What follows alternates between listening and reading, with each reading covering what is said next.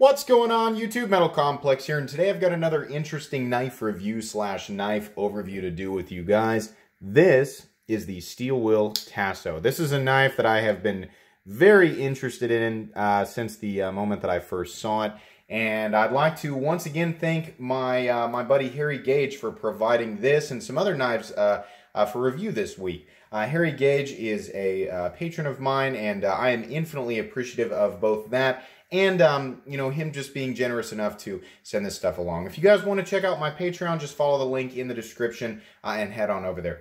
Anyways, let's go ahead and get into this real quick.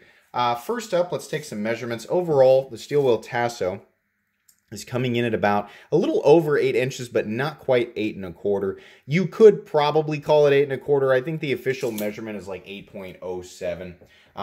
By the way, this is the large version. There is a new small version that I think you can currently make pre-orders on Steel Wheel's website. Depends on when you're watching this. If you're watching it the moment that I upload it, you can go over there right now and do a pre-order. If you're watching this year in the future or a few months in the future, then it probably is available to you guys. Let's go ahead and measure the blade length here real quick. Overall blade length on this guy from tip to scale is going to be about 3.5 inches. Usable cutting edge, you're looking at a little over 3 1/4. Just a little bit over 3 1/4. How about some size comparisons? First up, the Ontario Rat Model 1. Rat 1 coming in at 8.6 inches overall. So you can see there it's just a little bit shorter than the Rat 1. How about up against the PM2? Spyderco PM2 coming in at 8.3 inches overall. Very comparable in size. How about up against the Benchmade Griptilian, or in this case, the Ritter Hogue? Ritter Hogue coming in at exactly 8 inches. Once again, the Ritter Hogue proving to be an excellent size comparison for the knife in question. You can see there, handle length and shape are very similar. Overall blade length, very similar. Blade shape is a little bit different. We're looking at more of a clip point than a drop point, but roughly the same height and the same curvature of belly. The steel wheel Tasso has a finger choil there, so a little bit less in terms of cutting edge.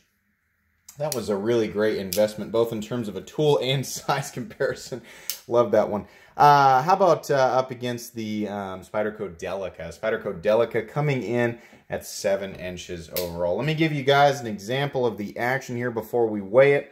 This is the patented ant lock, which is in the same place, you know, in terms of its relationship to the pivot and its place in the handle, as the axis lock or the able lock on the Hogue. The way that it is operated, I'm right-handed, so I use my right hand. You simply slide it up, which is moving this back lock up, sort of like this, kind of like a road bridge or a raising bridge, however you call that. And then that releases the blade. Or actually, no, it doesn't release the blade. If you fire it with the thumb studs, it's going to move that up on its own, and then you use this, move it out of the way to get it to disengage. Now, if you're wondering, yes, you can whip it closed this way, and you can also whip it open this way if you do it exactly right. So it has a little bit of a fidget factor to it. I'm not really good at it at this angle, but I was sitting on my couch last night opening it, and there we go. Kind of doing it a little better now. I was sitting on my couch last night opening it and closing it in this way, and it works really, really well. In terms of thumb stud deployment, it does deploy readily, and actually even the reverse flick I can do on this knife. So the detent it's different. It's kind of a mix between what I feel with the Benchmade axis lock and the ball bearing lock from the Manix 2, but it's also kind of got its own thing going on. But that's the type of resistance that you can expect to feel in terms of the detent on deployment. Let's go ahead and weigh it real quick. Overall weight on the steel wheel Tasso coming in at 4.13 ounces. Let's go ahead and weigh it again. 4.13 ounces. Considering the overall size and weight of this knife, I think that's pretty good. You guys know by now I prefer a little bit more of a hefty knife. I'm not one of those people who prefers an ultra lightweight carry knife, nor do I subscribe to the idea that you have to do an ounce per inch kind of thing. Some people are. That's just my thought. So I like the weight on this knife, I guess is what I'm trying to say. First off, I think, you know, for a while there were a lot of people under the impression that this knife was exclusive to steel wheel. I don't know if they changed that or if it was going to be, but a quick Google search let me know that you can get these at the time of this video at Knife Center right now for $170. We're going to go over why I think that's a pretty good price here. But just to let everybody know, if the first 5 minutes of this video is enough to get you to buy it and you just want to go buy it right now, you can get them at a Knife Center at least, probably some other places. Anyways, taking a look at the blade, we have a nice satin finished kind of clip point style blade with nice belly. Really, really nice finish on the blade. Everything is symmetrical. Cutting edge is good. Now, I don't know if Harry's been using this. It feels pretty new. Edge feels good. Doesn't feel like it gets insanely thin behind the edge, but certainly good enough for your everyday cutting tasks. This is in M390. You can see there. I'm not going to try and pronounce the designer's name, but there's the designer's name. Model number is F12. You know, I don't mind Steel Wheel's logo right here, and I wouldn't have minded just M390 and maybe the designer's last name, like maybe up here if they have to put that on there. This is a little bit much, but it's not a deal breaker. M390 is, of course, an excellent steel. I have no idea how this is heat treated. You know, I know that's a big thing right now, but there don't seem to be too many complaints about this knife. This is one of the steel wheels that's actually made in Italy. So they've got their, you know, their kind of budget line. If you're familiar with the steel wheel cut jack, that was the main competitor for the Rat for a long time before some of these other companies started to make really nice knives and, you know, D2 and that were inexpensive. You know, but after a while, Steel Wheel came out with, and they did have other knives in their premium line, but they came out with a version of the cut jack that was an M390 and G10, same silhouette. It was about, what was it, 150, 160 bucks. It was made in their Italy plant. You know, not to say that Steel Wheel's budget line isn't put together well. They are very good fit and finish, but definitely their more premium line, you know, in my opinion, it does show. I have reviewed the Steel Wheel cut jack, the budget one, and I can say that while they're both good, this definitely stands out in terms of overall fit and finish. So anyways, moving on here, taking a look at the thumb studs, I really like how they're shaped. You can see that they actually kind of drop down into a divot there behind this. They're cone shaped with a little bit of a nub on the top. Very comfortable in terms of access with your thumb. They're also placed in exactly the right spot in terms of where my thumb naturally wants to go. You can see there's a nice scallop there on the scale. Allows me to get access to that. There's also plenty of room to get your finger underneath this side of it. For those of you who like to do the reverse flick, very easy to do. In fact, overall manipulation on this guy and the lock is really, really good. At first, it was a little bit different, but basically for those of you who want to flick it this way and then you want to close it slowly, you can do that. If you want to open it slowly and you want to close it this way, or if you want to open it slowly and you want to whip it shut, that's fine. You can also whip it out and whip it shut, which means this is going to kind of fit, you know, however you like to do this, it's going to work the way that you want it to. And considering your hand placement on the lock when you are disengaging it or deploying it, there's not much, you know, I'm sure a lot of people are like, well, am I going to accidentally throw it? In my experience, no. I never felt like I was going to drop it. You know, the lock is in a really, really good place, and that's really cool. You know, you know, it's cool that it's a different lock. I really like that. You know, I'm at the point where, like, I acknowledge that the cold steel triad lock is probably the strongest locking system on a folding knife that's out there. But I in no way, shape, or form think that, you know, the average person needs a lock that's that strong. I think other components of the knife will fail and make the knife useless long before the triad lock actually fails, rendering, in my opinion, the excess durability of the triad lock itself kind of unnecessary. So what I'm saying is, you know, a liner lock is just fine, a compression lock is just fine, an axis lock is just fine, a frame lock is just fine, and also in that just fine category is this new ant lock. I think it's going to provide an excellent combination of strength, ease of manipulation, and utility overall, and I like that. Honestly, I think this lock is really cool. But how it works is, and Nick Shabazz has a disassembly video of this, but you push up on it and it kind of moves these two bars up, as I was explaining earlier, and then as it locks out, it pushes those two back down, making it not a knife that's going to accidentally disengage, whether you're putting, of course, pressure on the blade during a cut or pressure on the spine during whatever this nonsense is that people like to do with that. So yeah, I mean, this is a lock that seems plenty durable and plenty trustworthy, and I like that. Taking a look at the scales, we do have nicely slightly contoured and nicely rounded off, G10 scales. They're black. This is the only color that they come in at the moment. Maybe in the future they'll have different colors. I don't have a problem with that. I generally go with black G10 when the knife in question is only available in G10 anyway. You have a nice button head Torx pivot, very plain and simple. You've got nice, slightly larger than the teeny tiny size that I don't like. It is a little bit larger on the handle screws. I really like that. They're very similar to the screw size that you would see on the Ritter Hogue, so that's really, really cool. Moving it over here, you have a nicely rounded off orange backspacer that's also G10, if you can get a look at those fibers in there. That's nice. It's nice visually, and it's nice to the touch. By the way, I didn't go over this. There's jimping on the blade, and the blade is also crowned a little bit. So you have some nice rounding at the top of this blade, and it adds kind of a premium feel to the blade, which already feels nice. Moving down here, you can see that there is a little lanyard barrel that's nice and out of the way. I mean, this is a great example of how to do something like this. It's there for people who want it, but it doesn't create a visual eyesore for people who don't really care about it. That's really cool. On the other side, it's much of the same. In fact, this knife is fully ambidextrous, which is great, but also there's something stupid about it. We'll get to that here in a sec. This is the pocket clip, and while it does function as a clip, meaning it will keep the knife secure to your pants, there's two things I don't like about it. One, it looks stupid. I don't like how this clip looks. It carries, in a normal position, not shallow, not deep. It's about, in terms of how much is sticking up out of your pocket, it's very comparable to the Spyderco Shaman, which I happen to have in my pocket right now.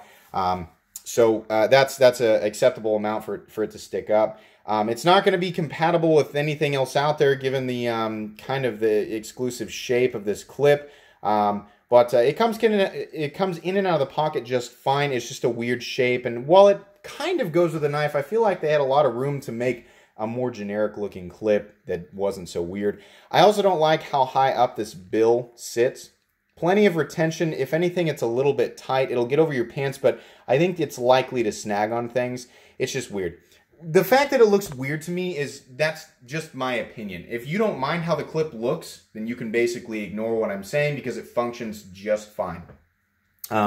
Now, the problem is that we have a completely ambidextrous locking system, and you can only mount the pocket clip on one side.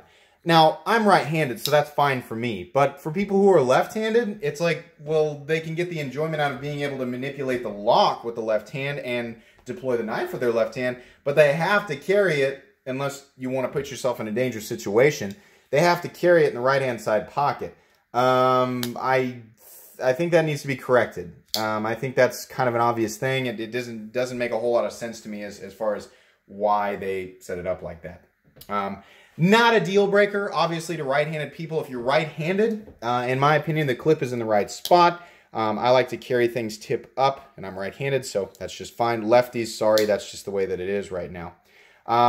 Moving on here, as far as lockup, we have absolutely solid lockup, up, down, left, or right. When I closed this initially, I thought, oh, the blade's a little bit off-center, and then I moved it a little bit and found, oh, no, actually it's not. In fact, I can move the blade a little bit left and right. So I thought, does it have detent lash? No, it doesn't have detent lash, but the blade wiggles a little bit. So I locked it out. Is there blade play in this position? Absolutely not. It's absolutely solid. So then I thought, okay, I'm going to take one of my Torx tools and I'm going to tighten it just a little bit, and I want to see what happens.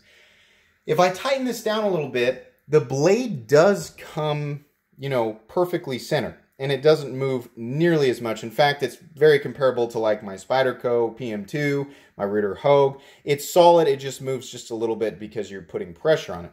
But the action gets super tight, and you can no longer do this or this, So it was basically like, do I care that the blade's moving around that much? Honestly, I don't really care that the blade's doing this. I mean, if it does rub, which in its natural setting, it doesn't rub, whether it's favoring this side or this side, the pivot and its position, in relationship to the pivot is holding it enough center that it's not rubbing. Even if it was, though, this is all G10 in here. G10 is nowhere near as hard as the M390, which means even if it was rubbing, it's not going to scratch the blade. But that brings me on to my next point. I thought, now wait a sec, is that completely G10? Is there even a cartridge liner in there? So watching Nick Shabazz's disassembly video, because I'm not going to disassemble this, it's not my knife, I find that indeed, yes, it's solid G10, even up by the pivot. It goes knife, then washer, then G10, and it's held down by the pivot. That means that the washer is riding directly on G10, and that there's no other structural integrity for this knife other than the G10 material. Now, that would have been a deal breaker if you had asked me a year ago, but after testing G10 up against FRN and its strength and how much force I have to apply to it to get it to you know, fracture, I trust G10 in its strength. So that's not an issue to me. In terms of strength, I think this knife is completely sound. I think any force that you would apply to this knife that would cause the G10 to fail is completely and totally unnecessary, and you were using the wrong tool in the first place. So that's fine. Here's why I would have liked at least a cartridge liner. Even that weird, like, you know, 1/3 cartridge liner that comes in the bug out. Part of the reason the action does, I don't want to say the action feels gritty, but it's got its own feeling. It's smooth, but there's a little bit of drag, you know? It's not gritty, and you can still get this knife to kind of, you know, shake shut, but it's got its own weird feeling, and I think that's because the washers are riding on G10. Now, that's not that big of a deal if you don't care about the action. You can still get this knife to deploy by whipping it out, by using your thumbs or your you know, middle finger in the back. What I'm concerned with is possibly the reason the blade is moving around in the handle a little bit is because, you know, the rigidity is dependent on the washer being right up against the G10, and maybe there's some flex there. So I'm wondering if maybe a partial steel liner or cartridge liner or recess liner, whatever you want to call that, might have helped with that a little bit, and at the same time might actually give this knife the action that people expect in a knife like this nowadays. I was really surprised to see that there was no cartridge liner, but keep this in mind, guys. It's something that I want because I'm feeling these things out, and then I'm speculating. I'm going, maybe this would solve the problem? Maybe it would make this knife feel a little bit more like, you know, like the Ritter Hogue, which does have a cartridge liner and does have a similar feeling in terms of action, but just has more of that smooth, glassy, metallic finish or action that I've come to be used to. And this is more, not gritty, it's just, it feels like phosphor bronze on G10. I'm wondering if that would solve that thing. I don't want to call that an issue because it's not an issue. In terms of, you know, what this knife was designed for, is it going to work? Yeah, 100%. Is it going to hold up to the use that you would, you know, the usage you would put this thing through? Yes, absolutely. In fact, you know, this is phosphor bronze on the steel face of the blade, and then on the other side, it's on G10. So in terms of whether or not it'll keep gunk out of there, yeah, it's going to do that just fine. This knife will hold up, and it just has some quirky things about it where I'm like, this is different than what I'm used to. But as far as whether or not I can recommend this knife, yeah, 100%. For 170 bucks, which is just a few dollars more than the Ritter Hogue. You know, if this is the line for diminishing returns, if you guys watched that video, the Ritter Hogue at $153. The steel wheel Tasso is much the same footprint. It's just in a different, a different flavor, you know? Plus you gain the benefit of the forward choil, and you have a little bit of a different lock. If you don't like Omega springs, or you're kind of concerned, well, if an Omega spring breaks, you know, I'm kind of screwed. You're not going to run into that situation with this guy. It doesn't work the same way, and the components on the inside are a little bit more durable, arguably, than an axis lock or an able lock. But it has the thing where the blade kind of moves around a little bit, and the, you know, if that doesn't bother you, and the other features of this knife over the Ritter Hogue or other knives that are similar to the Ritter Hogue in that price range, if all of that is worth the extra money that you pay, which is just a little bit, you're talking about 17 bucks, then yeah, absolutely, this knife is going to bring you a lot of joy. In fact, this is a knife that I could very much see myself carrying and using as an everyday cutting tool. I think this knife makes an excellent EDC knife. Pocket clip's a little weird, but it does its job. This is a good knife. It's not my favorite knife in the whole world, and, you know, I like it a little bit less than I thought I would, but I still really like it. This is still a really good knife. Excuse my camera for freaking out there for a second. I don't know what that is. But in any case, I do recommend this knife. You guys should check it out. And if this knife is a little bit big for you, then The new one that's a little bit smaller, I want to say it's like 7¼ inches overall, 7½ inches overall. That might be more to your liking. But in any case, guys, that's going to be pretty much it for my review of the steel wheel Tasso. If you enjoyed this this review, please leave a like. And if you'd like to check out my other content, I do, of course, have lots of videos of knives that are either expensive or inexpensive that I do or don't like. So check those out. And if you enjoy all my content, then please subscribe to my channel because there's definitely more coming. Thanks again for watching, everybody, and have a great day.